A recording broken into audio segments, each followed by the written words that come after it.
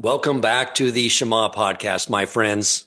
The idea behind today's episode was a result of me contemplating the worldview I had up until the age of 40. I believe it's the worldview of many Jews today. And this is basically the way I looked at things growing up, only surrounded by either non-religious Jews or Christians who were religious, not religious. That was my surrounding. I really didn't see any distinction between them. I mean, we all worked hard, wanted to provide for our families. Really, I think everyone wanted to do business with integrity. Everyone was a good person. We took care of our lawns, brought our recycling out to the curb. I mean, what's the difference? Now, if I had met like the Rabbi Wolbes back in my 20s, or I guess they were in their teens at that point in time, but someone like them, someone that had dedicated themselves to Torah, I would have seen a distinction between groups of people. But at that point in time, I did not. And I did not see any distinction. And when I look back at world history, or what I thought was world history, was that if you look at mankind, we have all evolved together. All mankind was primitive. They were all barbaric. Even though I had a very limited knowledge of the Torah, I knew about the wars that our Tanakh discussed of going into the land of Canaan and killing the inhabitants in that land. I mean, there was really no distinction the way I saw it. But yet mankind has continued to evolve, and it was a collective effort is the way I saw it. And really the only thing holding back mankind was the fact that they were holding on to these ideas, these traditions, these fables of their unique cultures that cultivated their ideas of religion. And if mankind could just unshackle from those beliefs, that would help accelerate the evolution of mankind. Now, I began to realize that this worldview and understanding of history was not accurate very early in my learning. As I mentioned to you, one of the second things I studied that I came across on the AISH website program they had called Jewish Pathways was Rabbi Ken Spiro's book, Crash Course in Jewish History. And I remember after reading that and beginning to see the reality of the distinction I remember I was at a conference. I was asked to speak at an industry event, and the MC had me stand by the stage waiting for him to call me up. I remember overhearing a conversation at a table near the stage. It was during I believe it was the presidential primary elections, and people were talking about which candidate they thought should be president. And someone would bring up, well, I support this person. And then the other person at the table would say, oh, he's had awful, unethical business dealings. And the other person would say, well, your guy has too, and would identify areas where he had unethical business dealings. And then someone would say, well, the candidate you like has had a lot of extramarital affairs. And the other person would say, well, your guy has had extramarital affairs as well, until finally someone spoke up and said, look, any great leader who's going to come into power and do any good is going to have these types of skeletons in their closet. They're going to have, business dealings that were not on the up and up. They're going to have extramarital affairs. It's just the way of men. And at that point in time, I realized, that is so sad. And that is not the way of the Jew. It has never been the way of the Jew. So in order to really analyze this and really just sort of go back in time, the more you go back in time, the more you see this great divide between the Jewish people and the other nations. And of course, I wanted to bring on the best to discuss this, the great, entertaining, brilliant historian, Rabbi Ken Spiro, to really educate us on this matter. And I do believe, my friends, that when you understand Jewish history, and you understand really that if you look at where we are today as a global population, you will begin to then understand the real source of Jewish pride and what our role has been in creation and what it continues to be. Welcome to the Shema Podcast, the podcast for the perplexed, where Torah insights intertwined through personal stories as well as interviews with leading Torah scholars demonstrate the empowering qualities of Torah and mitzvot. Now to the show. Rabbi Ken Spiro, thank you so much for joining us. Hey, Dan, thanks for having me. And I'd like to begin with a mazel tov on behalf of me and the listeners on your engagement and rapidly approaching wedding day next week. We're all very excited for you. Thank you very much. Yes, yes. I'm actually in America getting ready, getting married in New York. Then I'm coming back to Israel, hopefully in the not too distant with my will-be wife. She's making Aliyah. I've been there 43 years, so I'm bringing her along. Speed Amazing. of redemption, one person at a time. All right. So, you know the topic. I think this is very eye-opening for many because I think that's what traps a lot of Jews into the secular cultures. They're like, I'm just like everyone else. I mean, what's the difference? I mean, we're all good people working hard to provide for our families. But when you go back in time, you see something vastly different, correct? Yeah, yeah. I mean, first we have to understand, we have to appreciate that, most people throughout human history are just trying to make it through the day. They're not hurting anyone. So, I mean, the whole discussion of whether people are intrinsically good or intrinsically bad, throughout history, there's good and bad people, including amongst the Jewish people. But what you mentioned, I was listening to your whole introduction there. The actual topic, what you should have read before you read Crash Course, or you should read after, I wrote a book called WorldPerfect. It's the first book I wrote, WorldPerfect, The Jewish Impact on Civilization. It was actually my master's thesis originally that I then rewrote as a book. And it deals specifically with this topic of the impact of Judaism, or we call it more generally monotheism, the Jewish impact on civilization and a bunch of different areas, but primarily in the area of morality as an outgrowth of the concept of one God, one absolute standard of morality. And you point out very interestingly enough, at the beginning, we have a kind of a incorrect notion about the ancient world. First of all, we think that there's some sort of connection between a society's development in terms of their technology, their culture, their governmental system, and their moral behavior. The reality is there's no connection at all. The notion that somehow primitive, so-called people use the word primitive, would be somehow less moral or less well-behaved. The reality is no matter what we look, there's a great book by a Harvard professor called Constant Battles, showing how whether it's the greatest civilizations that fought massive battles with hundreds of thousands of soldiers, or tribal warfare where 40 people fought in a war, but 4 were killed. That's a huge casualty figure, by the way. 4 killed, 6 injured. They're talking about like 20% or 50% of the people, or 20% killed or wounded. It's just the numbers. We see the same everywhere. So we shouldn't think that, and it's a common misconception that our modern Western liberal democratic worldview is an outgrowth of like the classical civilizations of Greece and Rome. And liberal democracy has now spread far beyond the original borders of its inception, which is Europe and America, to other countries around the world. But the reality is, well, these societies, Greece and Rome, the great classical civilizations, certainly have contributed a huge amount to the world. This is not a zero-sum game. And, as a lot of people, there's a great quote, 2 things can be true at once. A society can contribute lots of good things. It can also do a lot of bad stuff at the same time.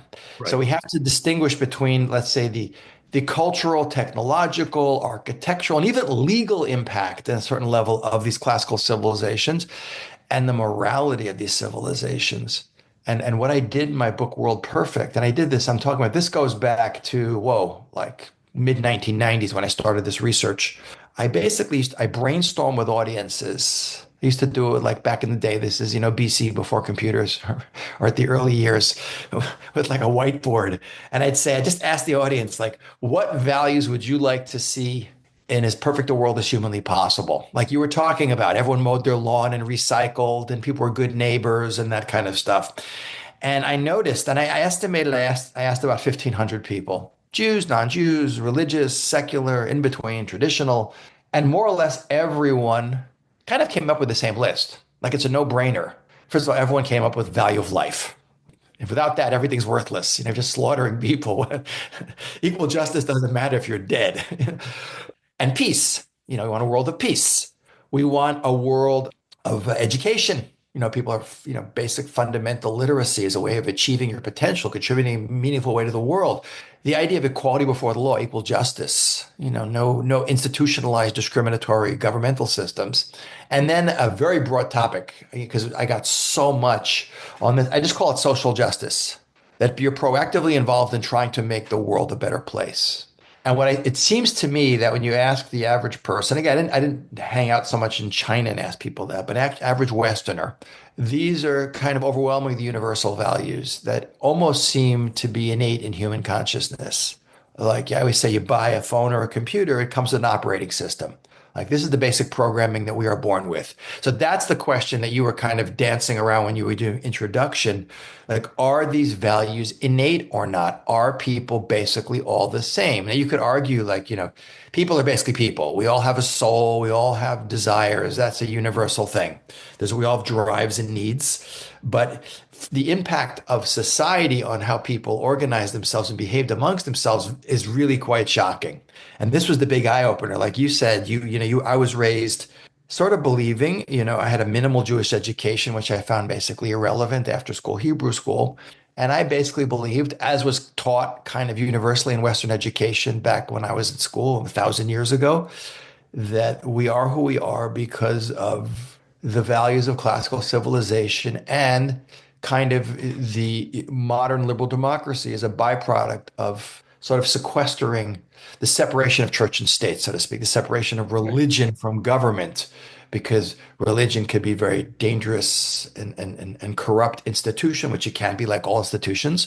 And therefore, when Western liberal democracy is able to take the great principles of classical civilizations, of Roman law and Greek thought, and pushed religion aside, we have this period. We went from the classical civilizations to the Dark Ages, medieval Europe, when the church was very powerful and extremely influential, and was the great unifying force of Europe.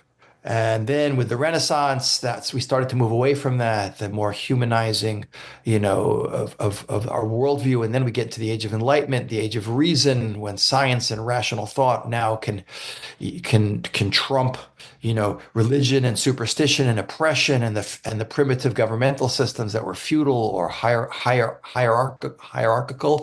Right. like when all was finally pushed aside, we get our modern world. And the reality is that's not true on a lot of different levels.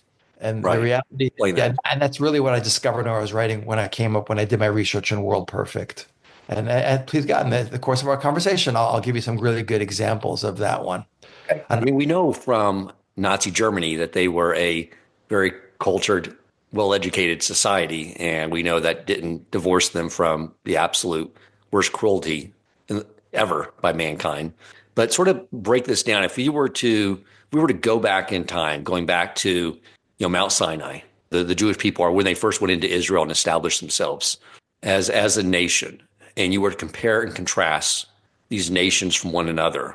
Talk about that between us and other nations, and I will share like one of the things I shared with Rabbi Spiro originally on why I wanted to do this is I came across a show on Vikings, and I quickly turned it off because I realized I need to basically increase the filter on my Netflix subscription. But their culture was rape and pillage. And it was so weird because I was watching it and you're sort of like supporting the hero, but the hero is like the worst person in the world. And that's what just gave me this idea of doing this. But yeah, do that for us if you would, just sort of compare and contrast these different nations. Sure, sure. So first of all, you start out with a great statement about, if anything we could say about, people always ask the Holocaust, the mechanized mass murder of 6 million people. Where was God during the Holocaust? Not a topic for our discussion now. But the real question you have to ask is, if anything the Holocaust did prove was the failure of enlightened liberal democratic society to create a better world, because Germany was the most culturally, technologically, and even one of the most governmentally advanced systems in the world. And what did they use all of that for? A dictator seizes control and uses it to perpetrate, the greatest, slaughter of any people on the planet Earth on a scale we've never seen before, making what would seem to be inconceivable conceivable. You like factories for death. So for sure, that is one of the great lessons. Not that enlightened society is necessarily that way, but human beings on their own, with all their technology and culture, do not. History shows this. That's the beauty of history, Dan. There's a great line by Lord Bolingbroke, British Lord. He said, "History is philosophy teaching by example." You can hypothesize about how the human mind and reason and technology will create a better world. And it can.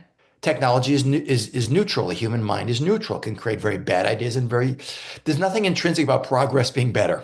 Progress can give us modern medical technology and all kinds of great stuff. And progress can give us Auschwitz. So you're right about that. And you're also right about what you said about the Viking show. And I know exactly that was the show Vikings.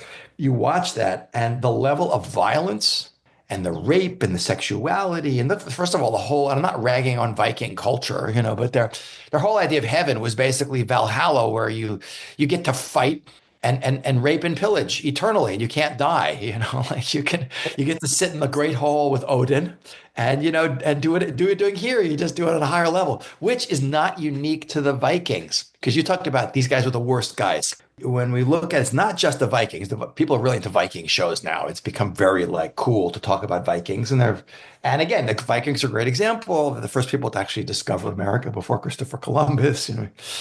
And they definitely had certain. We get our days of the week from them. Moon Day, Right. Yeah. Woden's Day, Thor's Day, Freya's Day. They have not confusions. Interesting.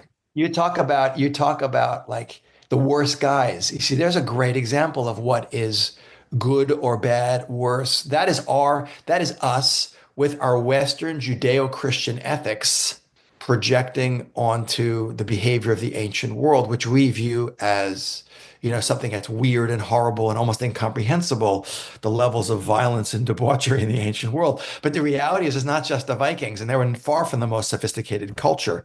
When we look, if we just go through that little list and you look at the whole idea of value of life, for instance, which is so fundamental, to how we look at the world today, we see that, first of all, in the ancient world, almost every civilization practiced infanticide, the killing of newborn babies, as a way of controlling population and as a way of sex selection, meaning boys were often valued, which means newborn babies would be left by their parents on rocks to be eaten by wild animals or die of exposure. And in the ancient world, we see that human sacrifice is ubiquitous. It's universal, practiced on very different levels. But, people believed the gods needed blood. Go to the Aztec civilization of Mexico, where up to 1,000 people a week would be slaughtered. And on the pyramid of the sun, because they believed if the blood stops spilling, the world's going to cease to exist. There's a theological basis for what they're doing. It's not just wanton violence. And if you look at the ancient world, you see that blood sport, we think of the Romans with their Colosseums, and this is also very popular. We have Gladiator 1, Gladiator 2, you have, Spartacus, all these shows, which we tend to glorify, but this was the norm. And Rome was the most sophisticated civilization. They had an empire that literally ruled the Mediterranean for more than half a millennia.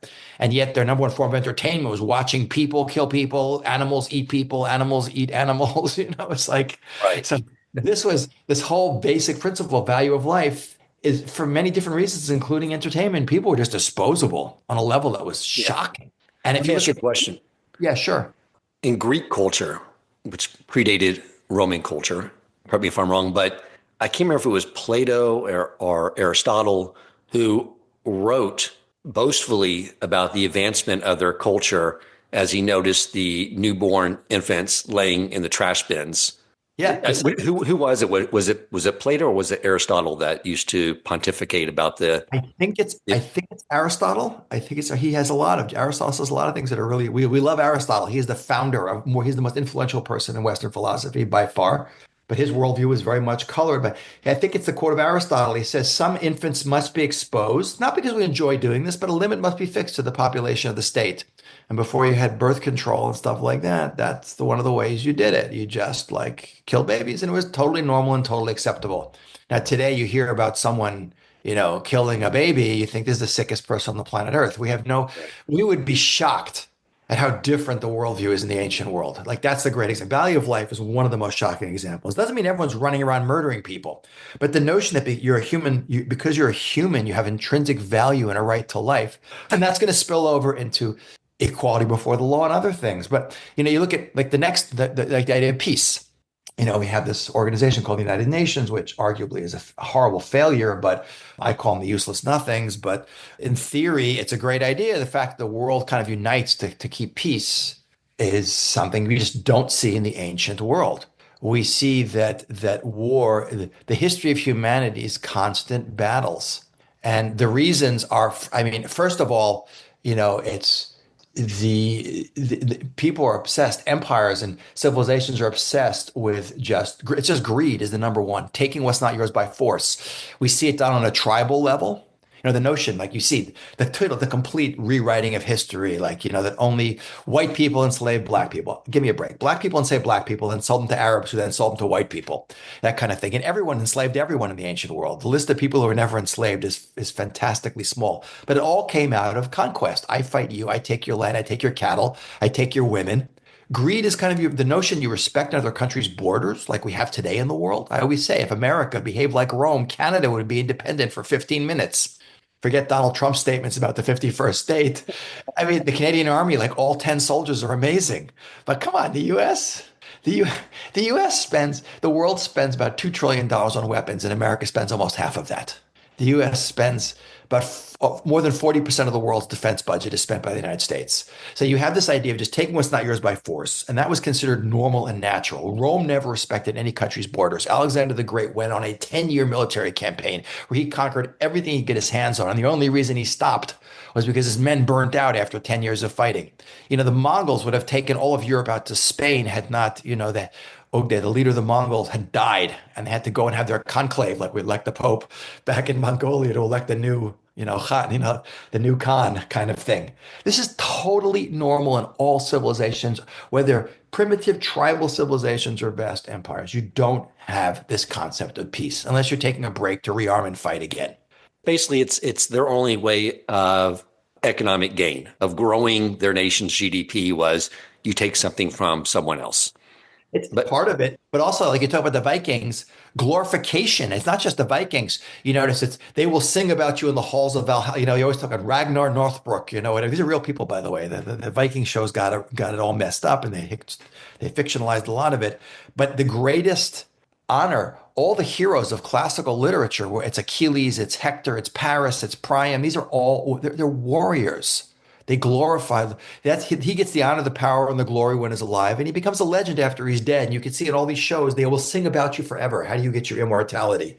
Right. Through who you conquer, that kind of thing. So there was it wasn't just economic gain. This is how a man achieved great honor, was by his ability to go out and slaughter and kill and take what he wanted. Yeah. Conquest was normal. Not that conquer was a sign of weakness. It was considered. You could see Greeks writing about. That this is war is in the mind of the poet, like say the chief business of men from youth to age. It's like the thing that guys did. You have whole cultures like Sparta, which was completely militarized culture.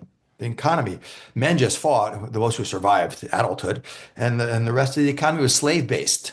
So this notion of peace and getting along, and doesn't mean that everyone was killing their neighbors. No, you had to have, we make this big mistake. We think that law and morality go together. They don't. Any culture that doesn't want anarchy, whether it's a written legal system, which is very rare in the ancient world, most cultures had, oral things. There's rules of all the most primitive societies where people run around with no clothes in the South Pacific have very clear rules about how you can behave in terms of relationship between men and women and families and property, because if you don't, you have anarchy. But again, I have culture, therefore I have morality. No, you don't. You can be very cultured and very immoral like the Nazis. I have laws, therefore I have morality. No, you can have an extremely law and order society like ancient Rome or Nazi Germany. Germans are really into law and order, culturally, and they can be extremely brutal. This is not dealing with the fundamental issue. Same thing with education, by the way. Every Western liberal democracy in every country in the world pretty much that has any development has free public school, because it's like, I want my people to be educated. It's shocking that up until about 500 years ago, the average rate of literacy was 1 in 1,000 people could read. And contrast that with the Jewish people. Oh, I'm just going back and showing. I'm like, you got to, before you can build up and show like what you're talking about, you got to kind of break down literacy was, first of all, a luxury because most people were on survival mode. The average person throughout human history was just trying to make it through the day. We are so spoiled. You walk into a supermarket, and if you brought a person from 1,000 years into a supermarket, they would faint. When I was a graduate student in Moscow in the 1980s, I showed pictures of American supermarkets, and these communist Russians couldn't believe it. They thought it was made up propaganda. Yeah, I remember the story of Gorbachev coming and meeting with Reagan, and that was what sort of broke down the Soviet Union, was when he saw a grocery store. Like, how do you guys do this? Exactly.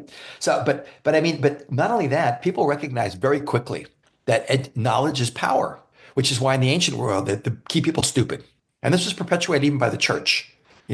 So it's not something that you have virtually no one could read. Literacy was very, very rare. And then once the world becomes more literate because of the printing press and the explosion of literacy, then censorship kicks in a big way. Okay, we'll let you read, but be very careful what you can read. So it's only a very modern phenomenon that you have huge swaths of a society, 90% of the people in a society can read. Another thing is gone. And if you look at we're going through, value of life, peace, education, equal justice, Right. We see that societies, by the way, the more egalitarian cultures that I can see, I'm not an anthropologist, but the more tribal societies tend to be more egalitarian. It's when you get when you get the kind of agrarian societies that mass produce food, and then you can have an abundance of food and therefore and better nutrition, longer, less disease, higher birth rates, more, you get a population explosion. Then You get more trades. you get the growth of cities and population Yeah. explodes. And then from once you get cities and you have fields of wheat, not everyone's necessarily farming. And this goes up and down. In medieval Europe, far more people were agrarian. Then in Rome, the city of Rome had a fantastically larger population than Rome 1,000 years ago because the whole infrastructure broke down and people had to migrate back out to the the rural living just to survive. But once you get cities, you get growth of population and stratification and specification in society. You get artisans and craftsmen and warriors and priests and soldiers and, all kinds of. And then you need more complicated infrastructure. You need infrastructure for, food and sanitation and water, but you also need more. That's when you get legal codes coming out of these kind of societies that are, that it's all the same thing. And as a matter of fact, I Right. would say in the more sophisticated cultures, you tend to get even more stratified, more unjust situations where the vast majority of people in you go to ancient Greece and ancient Rome, most people are peasants.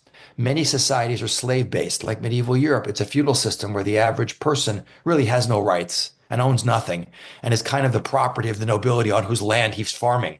But you have institutionalized inequality throughout most of history.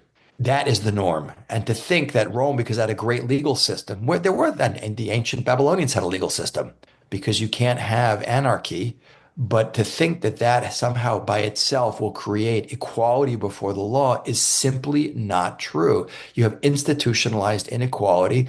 In the case of even feudal Europe of 1,000 years ago, you have a very teeny minority of people who all own everything and are above the law, and everyone else is at their mercy and has little or no rights. So that basic value, equality before the law, which is the foundation of Western liberal democracy, basically absent too. So boom, Right. boom, boom. We're just going through all these things and we're seeing.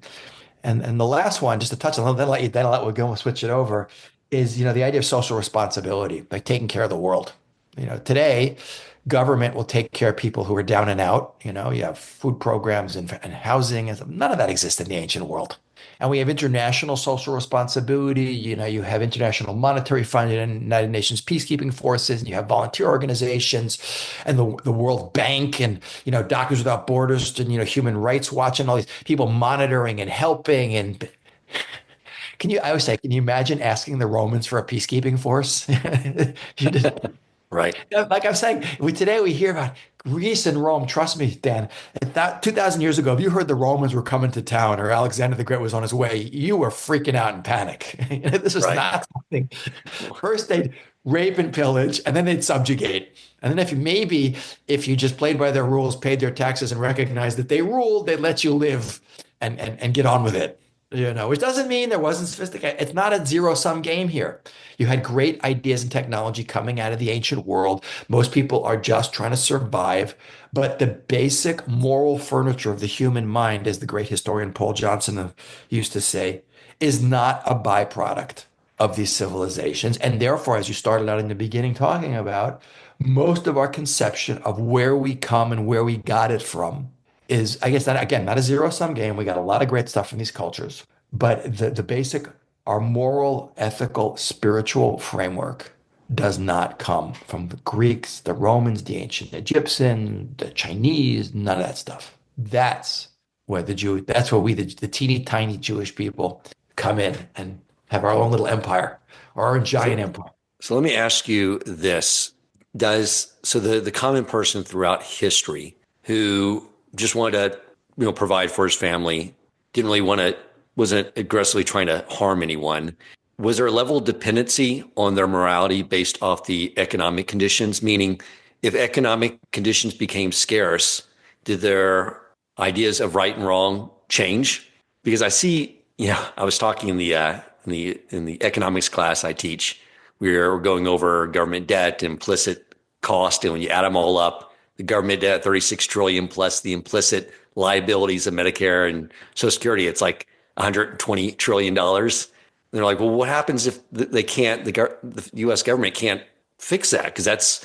And I was like, well, that's when we go to Israel because when there's economic decline, a lot of people's definition of what's right and wrong starts to change a little bit, and usually the Jews get targeted in those situations.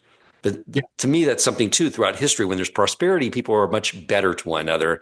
But when there's people who are lacking things, those ideas change. For sure. You're 100% right. You see it. You see it throughohout history. With the breakdown of the Roman Empire in the West in 475 CE. Obviously, what different things will evolve out of that, the feudal system and the church. But there's no question. You're going to a deeper question, which is what decides the morality, and it's not based on an absolute standard. It can be very pragmatic. For instance, in the feudal system of Europe, which is an outgrowth of the collapse of the Roman Empire, something's got to replace it. The major players, the haves, not the have-nots, which are the vast majority of the population, be it the nobility or the church, which is a major player in the feudal system, will basically take, even the Bible itself, or quotes from like the Christian Bible and Paul, and use it to justify the system of stay in your place, for instance. It's a very big idea, like Paul, the apostle, the greatest innovator, spreader of Christianity in its early years in the first century. It's like, don't rebel against authority. Now, come on, if you're a major player in the church and you have huge feudal land holdings and you're kind of in bed with the nobility in this relationship, well, I'll support you and justify you and spiritually back you, and you'll like protect me. And, we both have a vested interest in keeping the average person under our thumb. But it goes back to the basic point that when morality is not based on an absolute system, changing circumstances will cause it to evolve. And you talk about, if people listening want to understand this, just watch the plethora of dystopian TV series they have on plague hits, zombie apocalypse, society breaks down. You have little clans of people living in a little town. They build a fence or a wall and they're fighting off other people and killing each other. And within that community, there's got to be some sort of sense of community because it's necessitated for survival. You need a certain level of cooperation, to produce food and to protect yourself. But it's us against those guys kind of stuff. And this is the universe that's kind of based on, those shows are based on how human nature will work. Because when push comes to shove, what we tend to go back to are our basic needs.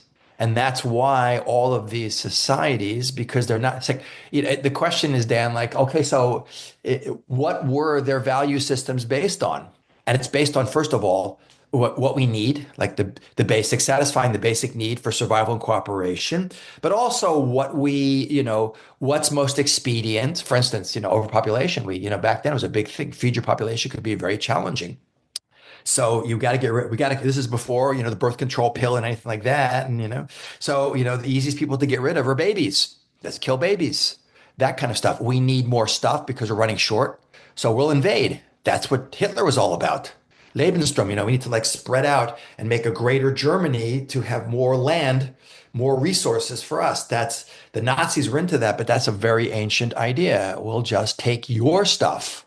So this is how we see the world working. And you're right. You're talking about what happens if someone talking about a book where they say that someone air blasts 3 nuclear weapons over the U.S. You have EMT, electronic, EMP, electronic, the pulse that wipes out the entire electrical grid. Think about what happened in a place like America. We are so dependent on us, everything collapses. No electricity, no water, no food, no communication. Your bank account, which is totally digital, disappears. You have nothing. And suddenly you get your gun out of your house, you start boarding up the windows and hoarding all your canned goods, like in your back too, It's scary thought, but that's the more things change, the more they stay the same. That's what drives human nature. And that's where Judaism comes in, which is so incredibly revolutionary. Because, first of all, when you look at those values that we went through, and we showed how they're basically lacking in the ancient world, and then we look at what Judaism says about those values, we see that our kind of Western worldview is in line with the Jewish worldview because it seeped into the collective consciousness of not just the Western world, but most of the world, directly and often indirectly through Judaism and the impact of Judaism, let's say on the creation of Christianity, which is a direct offshoot, which incorporates in the Christian Bible, is literally like lifted. It's a continuation of the Hebrew Bible, and nothing that is said pretty much in the New Testament, so to speak, is not just a rephrasing of what was said earlier by the prophets of the Hebrew Bible. And you can see that the whole notion of Judaism brings in this idea, like the Ten Commandments, which are all in the Supreme Court doors, the chambers of the Supreme Court Right. have the tablets on them. You know, don't murder. It's not don't kill, by the way. Judaism is not pacifist. Sometimes you got to kill evil. Sometimes you got to go to war to protect yourself. But not that human life has intrinsic value is a Jewish concept that you can't kill. You can't kill babies. You don't kill people for entertainment. God doesn't need human blood. Wow, that is incredibly innovative. That's huge. That peace is an abstract ideal that is fundamental to Judaism. It's how you say hello in Hebrew is the word shalom, which means peace. That the ideal state for mankind is what's outside the United Nations in Dag Hammarskjöld Plaza, which is the quote from Isaiah about they'll beat their swords into plowshares and their spears into pruning hooks, and nation shall not lift up sword against nation, neither shall they learn war anymore. If you read that to the Romans 2,000 years ago, they would have needed Prozac. That's how depressed they would have been. Because their idea of peace is we conquer and suppress everyone, and then we got peace. Right, that right. that equal justice that that all human beings are created in the image of God, and there's a fundamental equality that you have to pursue justice. I mean, it is so the Jewish laws, we just read them in the weekly Torah readings about the importance of how you treat your fellow human being, and that not taking bribes, and and the importance of justice, and setting up a legal system that is based on absolute principles that must be meted out equally to everyone, that no one is above the law, that a king of Israel had to walk around with a mini Torah scroll attached to his arm because it says in the book of Deuteronomy, so he will learn to fear the Lord his God and keep all the words of his Torah and do its statutes. That the king has to know as a king of kings. No, you don't use God to justify your oppression by misreading his book. You recognize that God gave us basic rights. We're all made in his image and we have to treat each other equally. There's a system of laws that's immutable. Education, that you have to be educated.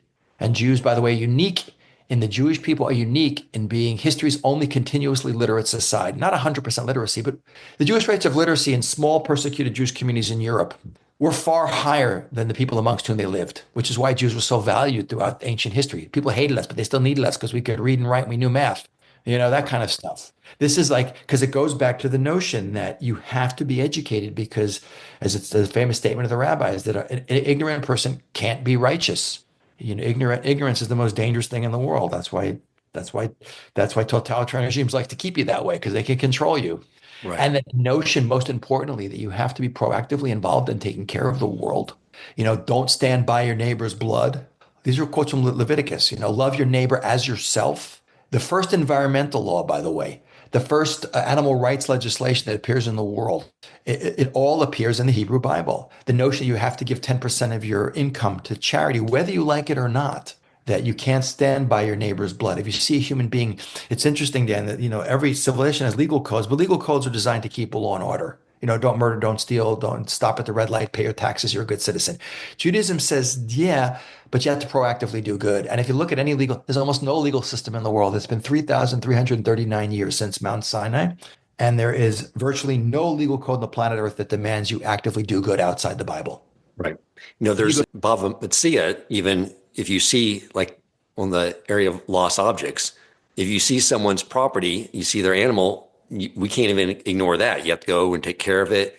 That, I'm sure, was absolutely unheard of. You would probably take it for yourself, much less care for it and do all the things necessary in order to return the lost object to the rightful owner. Yeah, yeah, exactly. I mean, again, you had certain levels. You had to have things about property ownership and damages because otherwise you'll have anarchy in a society. So you do find legal codes in the ancient world that do talk about these things, and some of them are. We don't have Jewish people do not have, like a monopoly on common sense. Like there's certain ideas that are pretty straightforward, which is why, by the way, although sexuality is completely out of control in the ancient world, like. There's no idea of gender specific correct or incorrect sexual behavior in the ancient world. I mean, men are pansexual in antiquity. They slept with anything and everything with slight variations. But it's interesting that almost every culture has something about incest. Like sleeping with your sister is just not healthy. That's kind of like stealing from your neighbor just ain't going to work because you're going to steal from him before long. It's going to be murder and rape and everything's going to fall apart. So there's a certain level of practicality, but what brings us out of that level of just keeping enough law and order so that things don't fall apart versus creating a world where people care and are good neighbors and take care of the world and try and make it a better place and are altruistic in their thinking is overwhelmingly a byproduct of the Jewish people. Can I read you? It's an interesting quote. I just want to read you. This is Yes. a quote from Paul Johnson. It's such a great quote. He passed away like a year and a half ago, but this is in his book, A History of the Jews. He says, one way of summing up 4,000 years of Jewish history is to ask ourselves, what would have happened to the human race if Abraham had not been a man of great sagacity? That means to be sage like, wise or clever. Or if he had stayed in Ur, Iraq, where he'd and kept his higher notions to himself and no specific Jewish people would have come into being. He says, certainly the world without the Jews would have been a radically different place.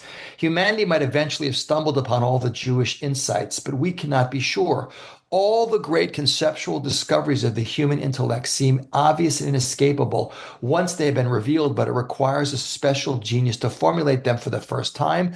The Jews had this gift. Now I have to answer. He's saying the Jews formulated this. What Judaism would say is no, the creator of the universe gave us these ideas.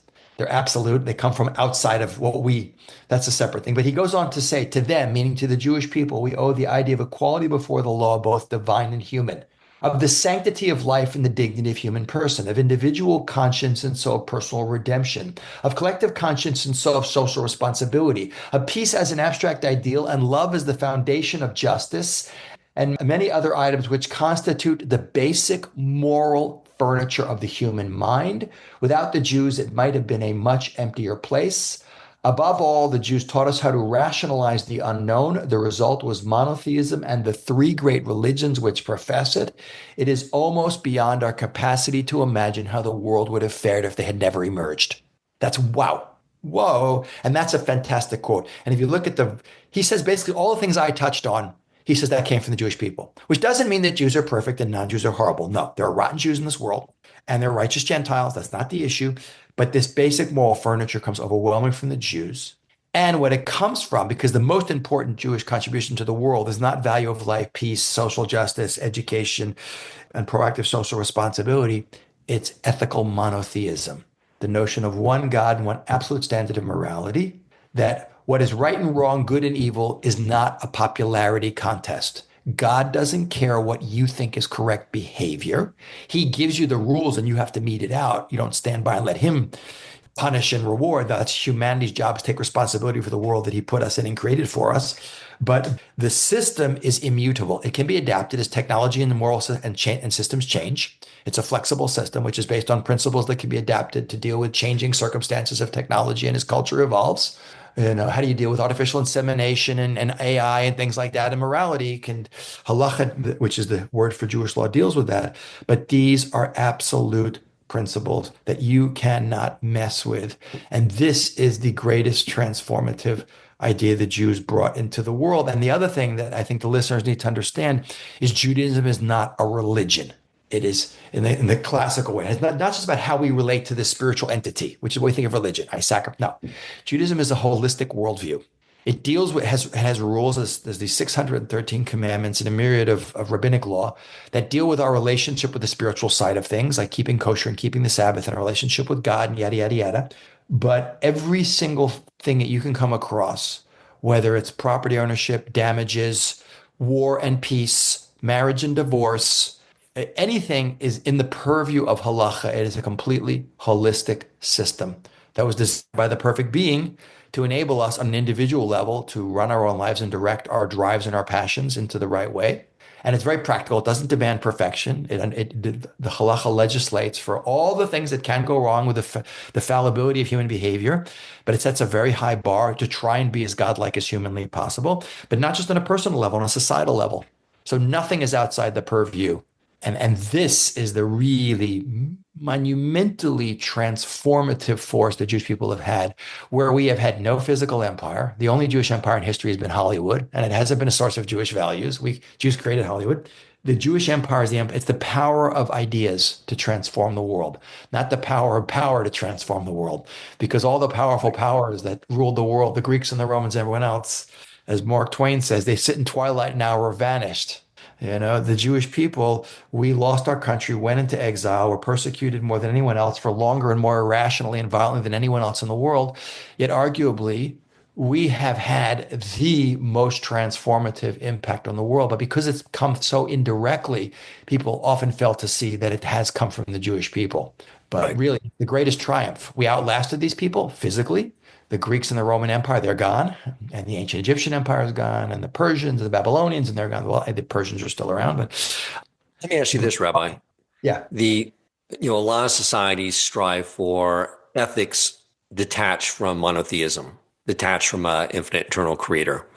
The way I see it, that always breaks down because when you know that all your sustenance and everything is coming from an infinite eternal creator, then you don't have a scarce mindset, which I think would drive a lot of behavior in cultures.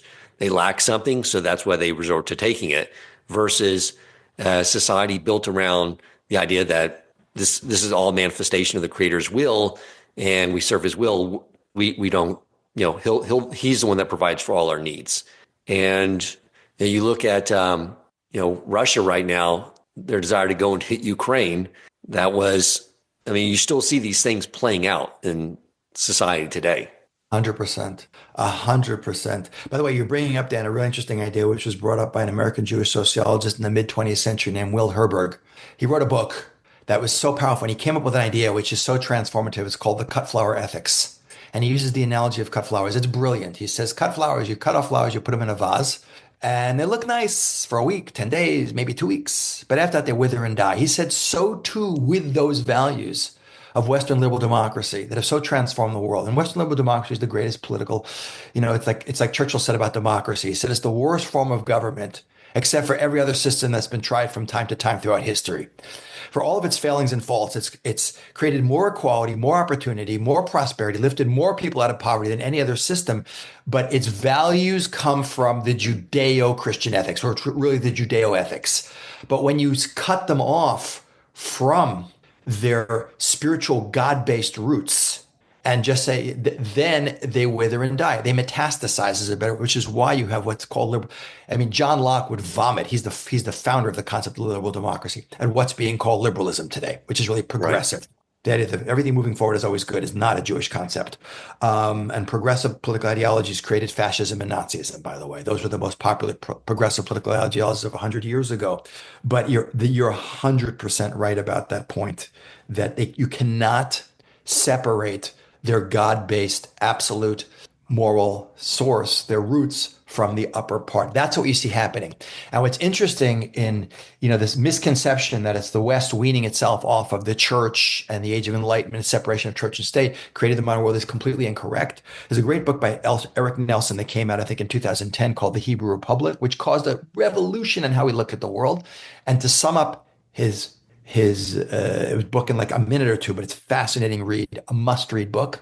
He said it's basically believed that the Great Separation, which is the separation of church and state, allowed the emergence of the basic framework of modern Western liberal democracy. He said it's not true. He said with the Protestant Reformation, Martin Luther, which was a summons to go back to the Bible instead of ignoring it and go see what God has to say, along with the early modern thinkers of the 17th and 18th centuries, talking about the 1600s and 1700s, people like John Locke, Tom Hobbes, Hugo Grotius, the father of international law. These people were all Hebraists.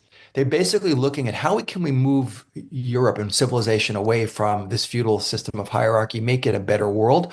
Well, if God is a perfect being, you can't do better than perfection. Let's go back to the Bible and let's look at what God's preferences for government are.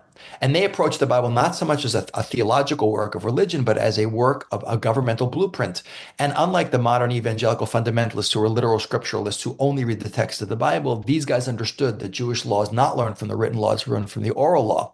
The Mishnah, the Talmud, the classical thinkers like the Rambam, one of the great medieval scholars, who codified all of this, they actually went into the oral law. Either they learned Hebrew or had these works translated, and they started dealing with what does God say about kingship? What does he say about government? What does he say about separation of powers?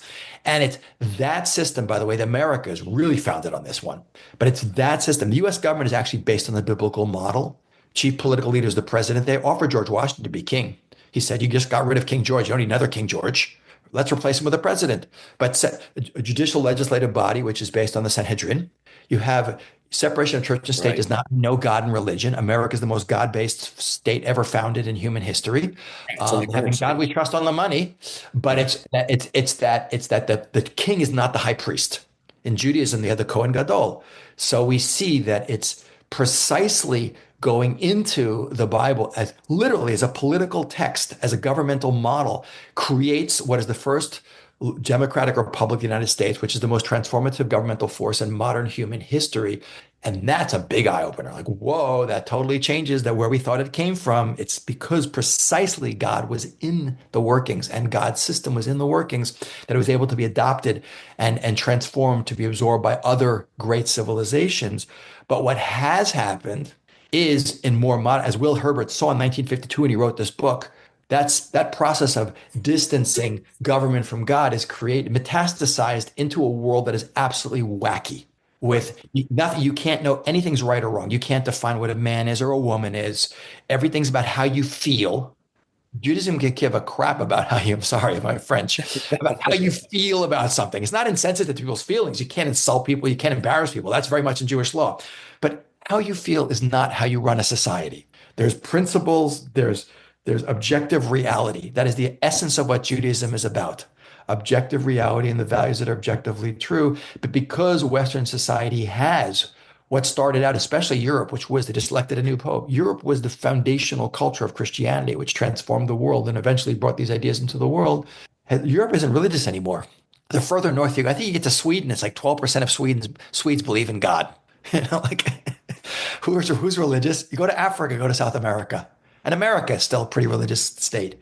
But that is the real danger. And we go back to where we started from in the beginning of what you were talking about. When we think that these values and ideas and laws are just come from like this kind of logic and rational thinking that is divorced itself from its relationship with its source, we make a very fatal mistake for society. And that's where the world unfortunately has been heading. And that's how the world's dividing up, basically. It's not dividing, it's dividing between those people, be they Jews who are connected to Jewish tradition.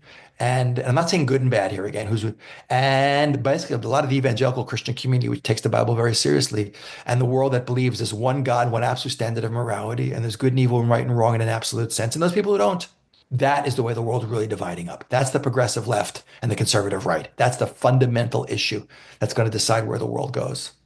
The more you see this attempt to bifurcate these two areas, especially like in these European countries, the more you see the decay of their societies. Yeah. But not only that, you can see Europe, for instance, is losing out in a big way, A, because they've cut them off from their own Judeo-Christian ethics, and B, because they're letting into their country, they become super universalistic.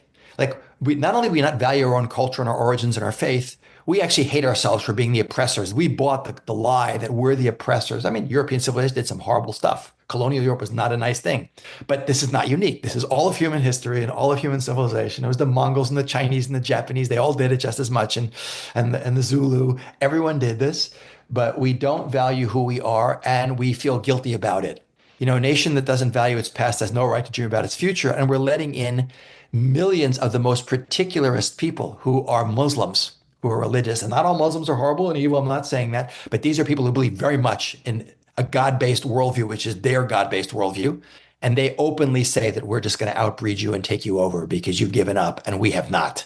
And we have a worldview which demands, and this is a whole discussion on Islamic worldview, which is not radical Islam, but mainstream Islam has a very deterministic worldview. There's a God who runs the world, and the whole world, and Muhammad's the final prophet, and the world's going to be divided between the world of Islam and the world of war. And Europe is the world of war, Dar al-Harb. And it's just a matter of time where either we will either demographically outbreed you or just take you over another way. So that's a So, dangerous combination. To have very right. particularistic people who believe in their way of life and are very into who they are and what their vision is, versus people who don't believe in the way of life except being comfortable. Decadence is the killer of empires. Way before the foreign force comes and overruns way before the Vandals and the Visigoths and the Ostrogoths overran the Roman Empire, Rome had already committed suicide with no birth rates. Nothing changes. Not having any kids. Not Right. believing in our values. Losing sight of what we're about and what we want to accomplish.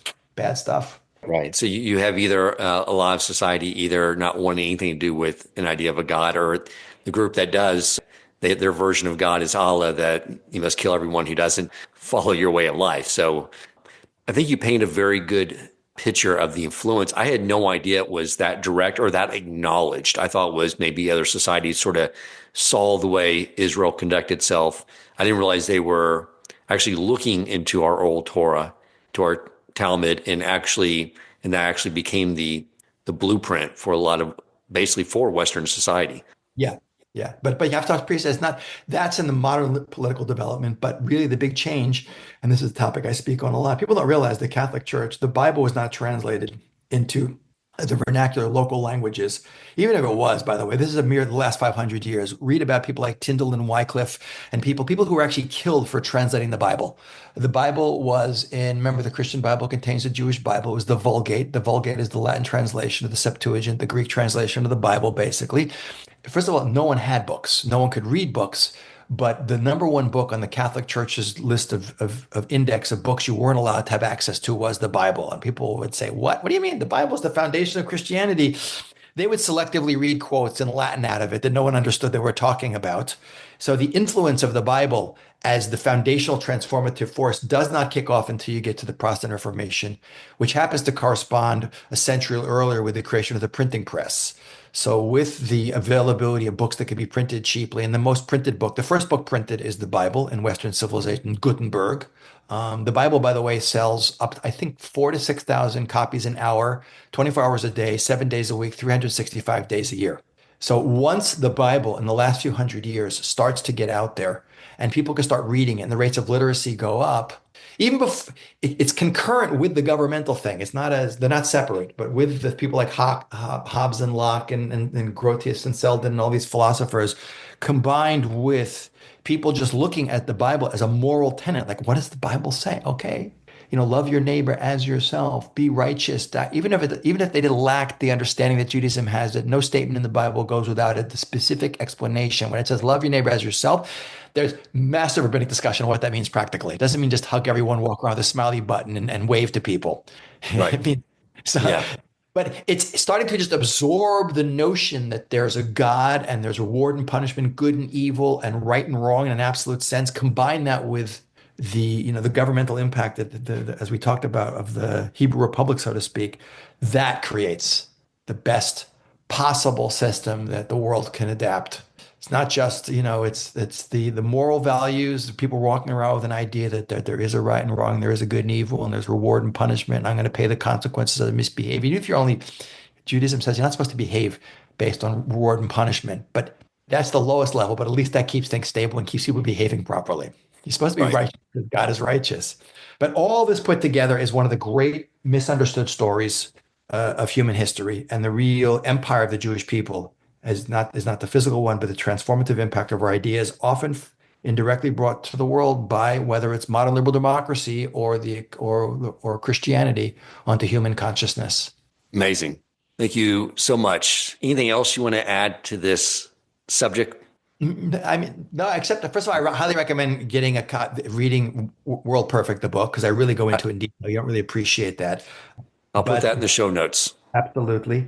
But that this is the thing that we Jews have to appreciate. And for people listening, people, oh, that's great, it's beautiful. But the one thing to close on is, in a world that has moved away from God and is so confused about such basic, obvious, even biological truths, it has always been the Jewish people's job not to convert, not to conquer, but to be humanity's role model. And how do we do that? It's by living and acting in a way that inspires other people. I always have the quote I love is we all know the quote, imitation is the highest form of flattery. It's like people copy you. They maybe even don't like you. They're copying you. It means that they respect what you're doing. They know it's the right thing to do. I say imitation is the highest form of flattery. I say this is the shortest class you ever got on liberal democracy and Christianity. If it wasn't for us doing it right, often in the worst, most difficult circumstances, exiled and persecuted, the world would not be here today. But for those of us today who see how we've transformed the world and see how much the world is a rudderless ship that needs direction, we have to recognize that you can't represent the Jewish people till you know what the Jewish people represents. That we have to. The world is not going to leave the Jewish people and the Jewish state alone until we finish the job that Abraham started thousands of years ago of being that role model for humanity. But you have to be educated as a Jew to do that. You can't just feel. I think that Judaism is about social justice. Social justice is something Judaism brought into the world, but Judaism is not just social justice. It's a holistic system. And my big call is that people have to have some Jewish pride and people have to be educated. Jews have to invest in understanding the beauty. Not God doesn't need us to do anything for him. He gave us a system that enables us to fulfill our potential, be happy as individuals and collectively, and create a world that is the best run world humanly possible. And that's the Jewish people's one and only responsibility to learn that system, live by that system individually and collectively, and lead by example. And when we start to do that, the world will line up behind us and stop fighting against us, but support us. And that's really what our mission is in the world. That's the great calling of the Jewish people. That's the great vision of the prophet Isaiah. Can't think of a better way to close out that conversation than with those words, Rabbi Spiro. So thank you so much for coming on the show. Thank you, Dan, for having me. Thank you for listening, and if you enjoyed the episode and found it meaningful, please take a moment to rate, review, and share the podcast. To share feedback, suggest future topics, or ask questions for the host or his guests, you can email him at shamapodcastshow@gmail.com. That is shamapodcastshow@gmail.com, or click the show notes to join the growing WhatsApp community.